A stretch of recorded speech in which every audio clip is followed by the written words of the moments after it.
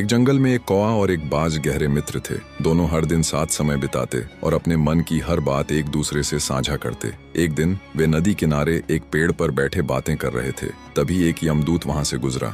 उसने कौवे को देखकर हल्की मुस्कान दी। कौवा और बाज ने इसे नजरअंदाज कर दिया, लेकिन अगले दिन फिर वही यमदूत उधर से गुजरा और कौवे को देखकर फिर मुस्कुराया। कौवा चिंतित हो गया। उसने बाज से कहा, मित्र, ये यमदूत कल भी मुझे देखकर मुस्कुराया था और आज भी। ये कुछ अच्छा संकेत नहीं है। शायद मेरी मृत्यु नजदीक है। बाज ने उसे शांत किया और कहा, यह एक संयोग भी हो सकता है, चिंता मत करो। लेकिन अगले कुछ दिनों तक वही यमदूत हर बार कौवे को देखकर मुस्कुराता रहा। अब कौवे को पूरा यकीन हो गया कि उसका अंत निकट है। कौवा घबराते हुए बोला, मित्र, मैं मरना नहीं चाहता। यह यमदूत जरूर मुझे मारने वाला है। बाज को भी कौवे की बात में सच्चाई लगने लगी। उसने कौवे को शांत किया और कहा, चिंता मत करो, मैं तुम्हें इतनी दूर ले जाऊंगा कि यह यमदूत तुम्हें ढूंढ ही न सके। बाज ने कौवे को अपनी पीठ पर बैठाया और जंगल से बहुत दूर एक विशाल पर्वत की चोटी तक ले गया। वे दोनों राहत महसूस कर रहे थे, लेकिन जैसे ही वे पर्वत की गुफा तक पहुंचे, उन्होंने देखा कि वही यमदूत वहां पहले से ही मौजूद था। यमदूत ने कौवे को देखते ही उसके प्राण हर लिए। यह देखकर बाज स्तब्ध रह गया। उसने यमदूत से पूछा, तुमने मेरे मित्र को क्यों मारा?